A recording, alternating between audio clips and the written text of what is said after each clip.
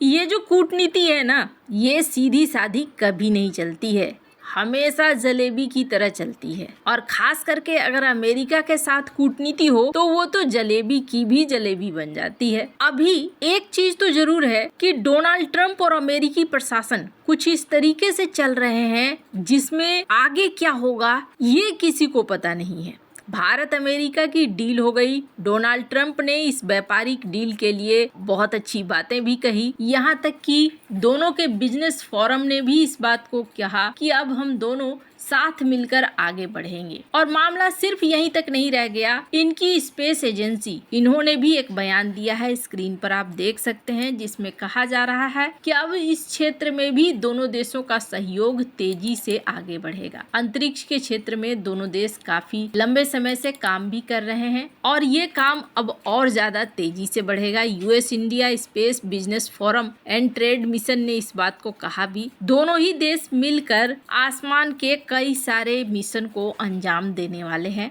और इसको मिलकर दोनों ही देशों की संस्थाएं काम भी कर रही है। यूएस इंडिया बिजनेस काउंसिल, इन्होंने अपना एक बहुत बड़ा ग्रुप भारत भेजा है। भारत में एआई समिट की शुरुआत हो चुकी है और इस एआई समिट में डेलीगेशन आ रहे हैं कई जगहों से, जिसमें अमेरिका से भी डेलीगेशन आया है। एक बड़ा डेलीगेशन सऊदी अरब की तरफ से भी देखने को मिल रहा है। तो भारत एक स्टेज बन रहा है जहां पर अब बिजनेस और भविष्य की बातें हो रही है। यूएसआईबीसी ने इन्होंने कहा कि हम दोनों मिलकर लीड करेंगे भविष्य के एआई है। भारत अमेरिका के इस डील के बाद ये भी कहा गया कि जल्द ही मार्केट बूस्ट होना शुरू हो जाएगा। कई सेक्टर में भारत को फायदा मिलना शुरू हो जाएगा। इस क्रम में सबसे बड़ी बात तो ये कि वेनेजुएला से तेल के लिए भारत की रिलायंस को यूएस लाइसेंस मिल गया है, जो मिलना ही था। इसलिए मिलना था क्योंकि जिस तरीके का वेनेजुएला का तेल है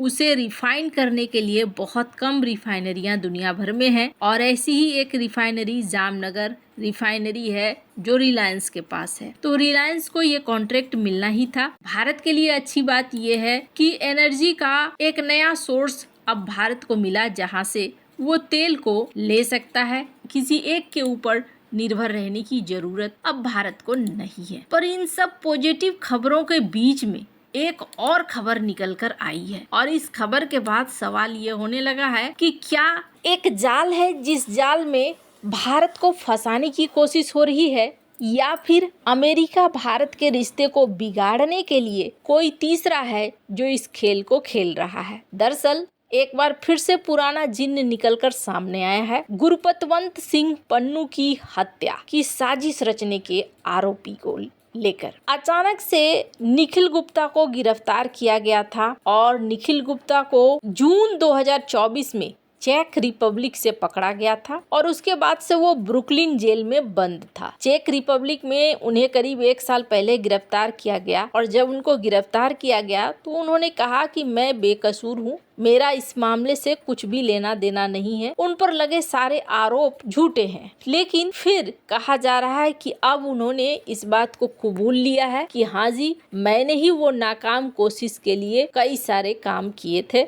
आरोपी को पैसे देना, आरोपी को उकसाना। 54 साल निखिल ने शुक्रवार को ये स्वीकार किया कि सुपारी देकर हत्या कराने की साजिश, मनी लॉन्ड्रिंग की कोशिश उन्होंने की है। अब सवाल ये होता है कि इसके कबूल लेने से क्या क्या हो सकता है। पहली बात तो ये कि निखिल गुप्ता के इस मामले को लेकर हाँ भरने का मतलब है 40 साल जेल की सजा। वहीं दूसरी तरफ मामला सिर्फ निखिल गुप्ता तक ही खत्म नहीं हो जाता है। अमेरिकी प्रोसिक्यूटर ने निखिल गुप्ता पर भारत के एक अधिकारी के साथ मिलकर गुरपतवंत सिंह पन्नू की हत्या की साजिश रचने का आरोप लगाया है और उस शख्स का नाम यादव बताया गया है, जिस तरीके से इस डॉक्यूमेंट में देखने को भी मिल रहा है। वैसे कहा जा रहा है कि उस शख्स का नाम विकास यादव बताया जा रहा है। हालांकि जब भारत सरकार से ये पूछा गया तो भारत सरकार ने कहा कि देखिए, ये हमारी कभी भी पॉलिसी नहीं रही है, हम इस तरीके की हरकत करते नहीं है, इसलिए इससे हमारा कोई लेना देना नहीं है। लेकिन क्या होगा, क्या ये मामला आगे बढ़ेगा? पहली बात तो ये, भारत अमेरिका अमेरिका की एक अच्छी खासी डील आराम से चल रही थी, लेकिन इस डील के बीच में ये नाम निकल कर आया है। दूसरी बड़ी चीज ये कि अचानक से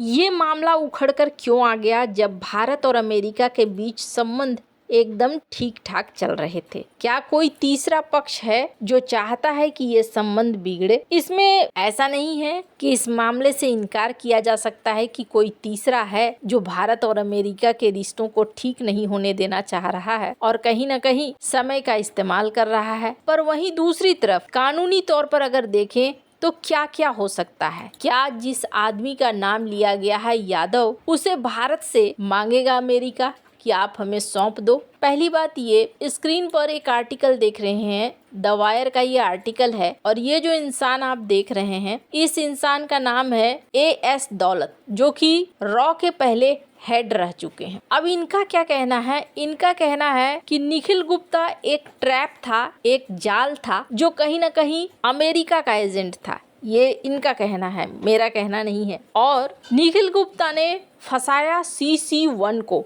CC1 जिसे बाद में विकास यादव कहा जा रहा है, और CC1 ने कथित तौर पर सारी इन्फॉर्मेशन दे दी निखिल गुप्ता को। अब ये कितना कॉम्प्लिकेटेड केस है कि तार एक दूसरे से उलझे हुए हैं। इसको प्रूफ कर पाना बहुत आसान नहीं होने वाला है। और दूसरी बड़ी चीज, अगर कोई ऐसा शख्स है भी तो उसे प्रत्यर्पण के लिए मांगना आसान नहीं होने वाला है।